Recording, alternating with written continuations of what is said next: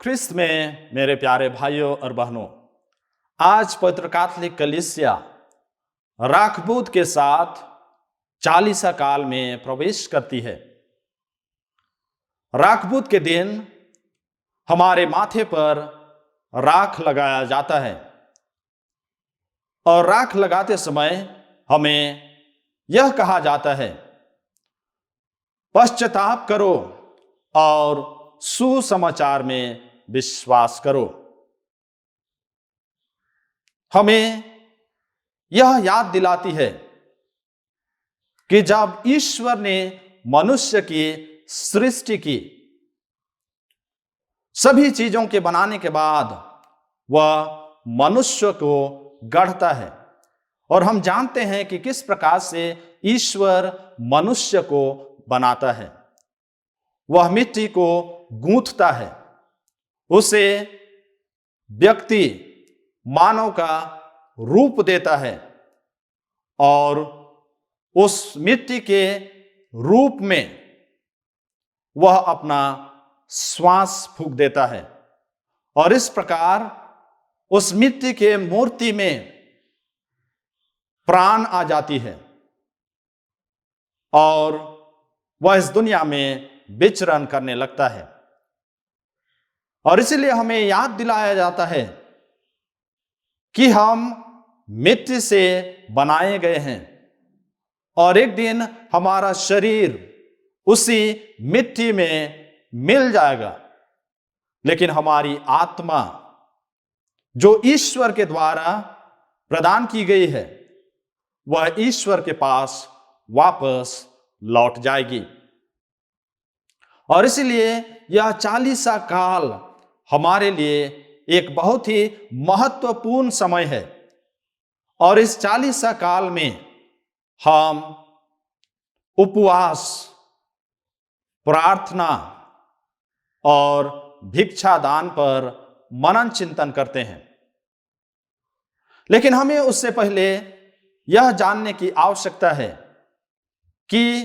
चालीसा काल क्या है। चालीसा काल कलीसिया हमें हर एक वर्ष प्रदान करती है जिसमें हम पश्चाताप करते हैं, प्रभु यीशु ख्रीस्त के दुख भोग की याद करते हैं और अपना समय भी हम अपने दुखों को, अपने कष्टों को ईश्वर को चढ़ाते हुए हम प्रभु यीशु ख्रीस्त के पुनरुत्थान का पर्व को मनाने की तैयारी करते हैं। चालीसा का समय तैयारी का समय है, जब हम अपने मन और हृदय को शुद्ध और पवित्र करते हैं और प्रभु यीशु ख्रीस्त के पुनरुत्थान का पर्व मनाने के लिए अपने आप को तैयार करते हैं। संख्या 40 पवित्र बाइबल में बहुत ही महत्वपूर्ण स्थान रखता है। हम जानते हैं जल प्रलय जब आया तो 40 दिन और 40 रात तक वर्षा होती रही। जब मूसा नबी ईश्वर से बातचीत करता है तो वह अपना समय 40 दिन तक बिताता है। उसी प्रकार से इस्राएलियों को मरुभूमि से होकर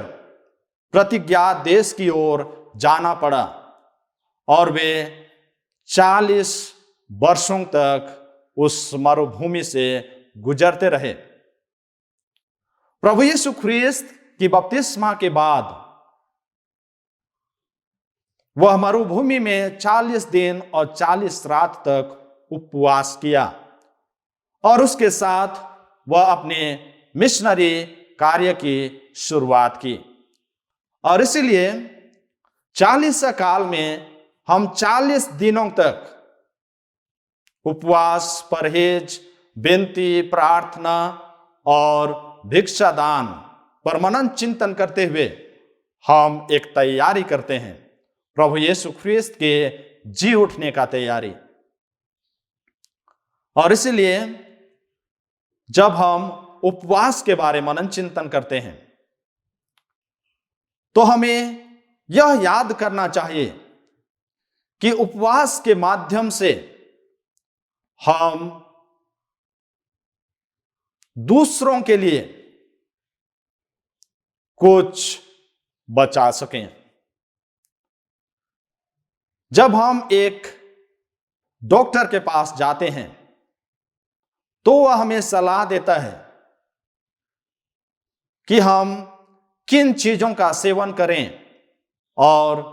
किन चीजों का परहेज करें, क्योंकि वह हमारे शारीरिक क्षमता को बढ़ाता है या हमारे शरीर के लिए, हमारे स्वास्थ्य के लिए वह परहेज वरदान साबित होता है। उसी प्रकार जब हम उपवास और परहेज करते हैं, हमें बतलाया जाता है कि हमारे जीवन में विभिन्न प्रकार की विकृतियां हैं, कमजोरियां हैं, उन सभी चीजों से हम परहेज करें, बुराइयों से हम दूर भागें, बुराइयों को हम त्याग दें, उससे परहेज करें, बुरी संगति से हम परहेज करें, हमारी बुरी आदतें हैं उससे हम दूर रहें और इस प्रकार हम अपनी तैयारी को बरकरार रखेंगे और हमारा आध्यात्मिक जीवन पवित्र होगा। दूसरा है प्रार्थना। प्रार्थना के माध्यम से हम ईश्वर के साथ अपना संबंध को मजबूत करते हैं। जिस प्रकार से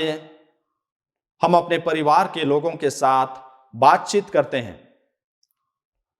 और आज के इस युग में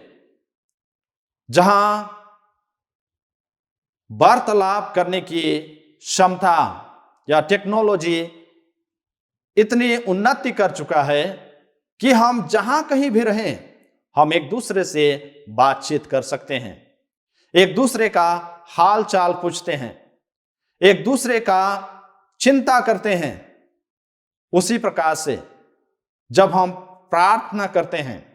हम ईश्वर से वार्तालाप करते हैं, ईश्वर से बातचीत करते हैं, अपने दुख सुख कठिनाई संघर्ष सभी चीजों को हम ईश्वर के समक्ष रखते हैं और एक मित्र के समान, एक दोस्त के समान हम ईश्वर से बातचीत करते हैं और हमारी नजदीकियां बढ़ती जाती है, हमारा संबंध मजबूत होता जाता है और इसलिए हमें रोज दिन प्रार्थना करने की आवश्यकता है। और विशेष करके चालीसा काल में हमें अपना एक समय निर्धारित करना है जब हम ईश्वर के साथ समय बिता सकें, ईश्वर के साथ बातचीत कर सकें और अपने संबंध को गहरा बना सकें। तीसरा है भिक्षादान। कलीसिया हम सबों को आह्वान करती है कि हमें दान देने की आवश्यकता है और बाइबल हमें बतलाती है जब तुम दान देते हो तो तुम्हारा बायां हाथ यह ना जानने पाए कि तुम्हारा दाहिना हाथ क्या कर रहा है। और दान देना पुण्य का काम है, क्योंकि इस दान के द्वारा हम बहुत सारे ऐसे लोगों की मदद करते हैं जो असहाय हैं, जो निराश हैं, जो कठिनाइयों से गुजर रहे हैं, जो कठिनाइयों से जूझ रहे हैं, जिसका कोई नहीं है। और इन दानों के द्वारा हम उन लोगों तक पहुंचते हैं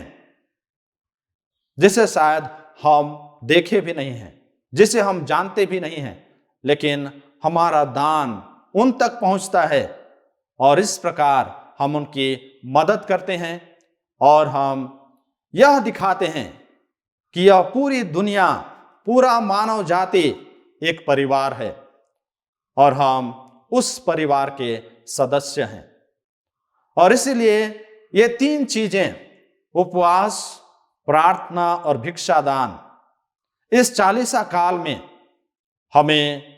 एक बहुत ही बड़ा संदेश देता है, हमें कार्यान्वित करने के लिए कार्यशील बनाता है और इस प्रकार हम अपने आप को तैयार करते हैं प्रभु यीशु ख्रीस्त को स्वागत करने के लिए, प्रभु यीशु ख्रीस्त के पुनरुत्थान में सहभागी होने के लिए और पुनर्जीवित यीशु के साथ महिमान्वित होने के लिए हम अपने आप को तैयार करते हैं। तो आइए ख्रिस्त में मेरे प्यारे भाई और बहनों, इस 40 काल में हम उपवास, परहेज, प्रार्थना, भिक्षा दान करते हुए हम अपने आध्यात्मिक जीवन के लिए पुण्य कमा सकें और एक दिन उसी स्वर्ग राज्य में प्रवेश कर सकें जहां हमारा अंतिम निवास स्थान है, जहां हम युगानुयुग तक ईश्वर की स्तुति और महिमा करने के लिए बुलाए जाएंगे। आमीन।